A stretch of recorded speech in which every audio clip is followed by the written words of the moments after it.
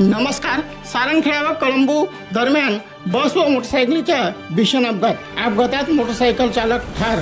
सारंगखेडा व कळंबूच्या रस्त्यावरून नेहमीप्रमाणे दोंडाच्या जयनगर मार्गे पानसेमल बस ही जात असताना मोटरसायकल क्रमांक MH39 AF 7457 हिच्यावर राजू जुलाल देवरे वय 50 वर्ष व त्यांची पत्नी कलाबाई राजू देवरे वय 45 वर्ष व त्यांची नात माऊ वय 2 वर्षे हे आपल्या कळंबू गावाहून आपली नात माऊलीला दवाखान्यात नेत असताना समोर येणारी दोंडाच्या जयनगर पानसेमल बस क्रमांक MH20 BL 0711 या बसने मोटरसायकलला जोरदार धडक दिल्याने भीषण अपघात घडला.